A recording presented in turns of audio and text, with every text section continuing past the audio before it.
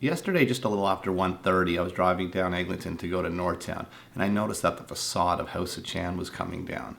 I filmed it as I went by, and then I turned the camera towards myself and said, Goodbye, House of Chan. I got a parking spot on Eglinton just west of the Royal Bank. Before I headed into Northtown, I set up my iPhone on my car, pointed it at the crane and the facade of House of Chan to get a time lapse as it was coming down. My friend Shawnee. Hi, Shawnee. So sad to see Chan going, just keep getting ripped down more and more. I finished in Northtown and set the iPhone up facing the other way to get this time lapse, one of the building with the crane moving. I stopped that time lapse at 1:43 and I pulled out and I came back to the office. It was about 10 minutes later that the deconstructed old four walls of House of Chan came accidentally crashing down. This was the scene shortly after. Back to our breaking news from Forest Hill. Live pictures now from Chopper 24, where emergency officials have responded to a reported structural collapse. We initially were told that 4 people were trapped inside and rescued. We understand some of those people have been taken to hospital. It's crazy. You can still hear the choppers just flying all around here. Man, I hope everyone's okay at that thing. Just heading to check out the Chan collapse. Thought I'd try to go get some pictures of it, but it's amazing as I drive through this incredible neighborhood. Just everywhere you go, beautiful houses are just being knocked down. I'm sure that was a perfectly good house. Because I wanted to get a picture of that house, look at the road I decided to take again. Second time making this mistake. Thank God for the brake on the boosted board. Anyone who longboards, can you do a hill like this? How would you stop at the bottom? How would you stop anywhere? Kill yourself. Brake. Next on the demolition chopping block, it's a beautiful house. My old buddy Todd's house. It's a great place. Had a trap door in it, an awesome pool in the back, huge bedrooms. Unbelievable. Look at everywhere you look. This is a really beautiful area though. Look at just everywhere here. So many houses with great memories in them. Houses that even I as a child grew up with great memories in. All these buildings that we've seen come down were basically 4 walls. Inside of those 4 walls, lots of great memories were made. But it wasn't the 4 walls or the structure that made those memories. They just contained them. It was the people within the 4 walls that made the memories what they were. Got the drone all set up and ready to go, but there's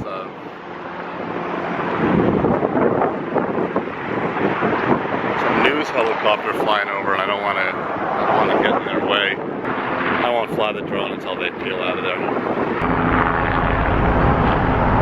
Got a great camera on that thing, the front of it. He's probably up around 1,500 or maybe even 2,000 feet. I think I'd only fly this thing around 300 feet, but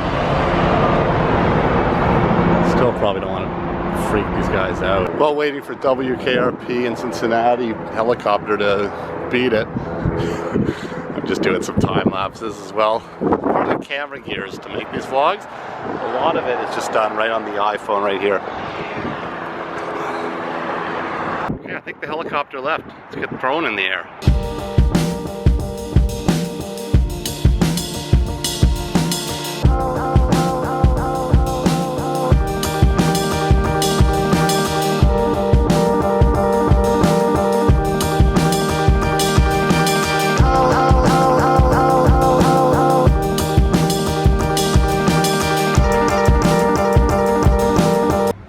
I think I got some pretty cool drone footage there. Almost forgot the iPhone. I just doing my time lapse there. Yeah. Back to the office, put that together. Nice boosted board. Oh, thanks, buddy. Right on. Want to try it? No. No, I don't even know what the laws are. I should probably look about flying a drone over Bathurst and Eglinton and taking it off from this bridge. Anyone know? So I mentioned before a big part of the vlog is going to be me starting the app development company, which I definitely want to start. And actually this morning I got on it and I started looking to hire an app developer. And I just went on the old traditional online ways to do it. If anyone has any ideas or knows anybody that'll work cheap, let me know. Rolling with that, these vlogs have been taking up a lot of time. Obviously I love doing them, but finding a way to make a living doing this I think is going to be tough. It's opened a lot of doors, which is great, but nothing in the foreseeable future that's going to put money in the buckets. So, again, just this other beautiful house.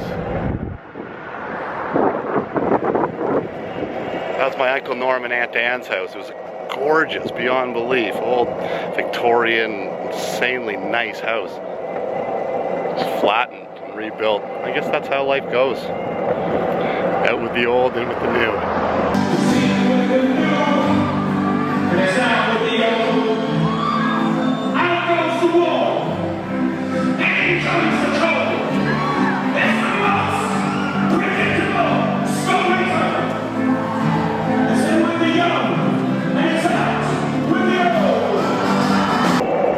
That Bonnaroo concert as a 45-year-old was amazing. I was a little old, but it was incredible. Thanks, Rich. Every day driving my kids to work, I hit this here intersection. It is definitely one of the most confusing intersections in the city. 5-way stop, but they all end on different spots. Like this stop sign is there. This one coming off of Old Forest Hill Road's there. That one off of Vesta's there. And then the one behind me stops right there, which is way in front of right there. So you get here and the cars are way in front of you. It's a disaster. And then there's also cars coming here down Vesta the other way, and they all come at the same time and no one really knows when to go. It's a disaster. If you know it, you know what I'm talking about.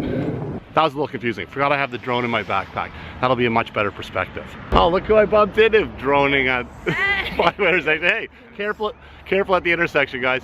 Okay. So happy that I made the cut. Have a good afternoon, guys. Bye. Bye.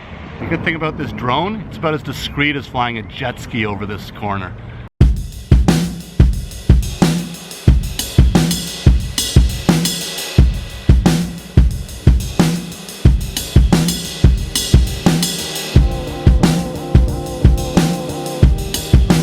When the CN Tower was built in the 70s and the Sikorsky helicopter was putting on the last couple chains on the antenna on the top, I was standing right here to watch it.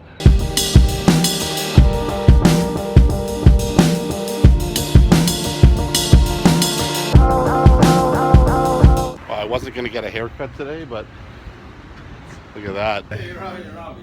What's up? Good. How's it going? Who was You that? got the buff today? Yeah, I might as well. I wasn't going to do it. What do you think? Yeah, think I need it? you need one, yeah. All right, what do you think, Mario? Yeah. All right. For the record, this place is usually packed. I just walk by and luck into it every once in a while. Because we don't want him here when it's very busy. I'm bad for business. Good point. How long have you been working here for, Nick? 53 years. Nick's been here for 53 years. Mario, how about you? 29. 29 years. I've been getting my hair cut here my whole life. So Nick was doing it, and then for the last 29 years, I guess Mario, and now Terry's been 22, Terry? 22 years. 22 years. So he's been getting good haircuts here for the last 22 years.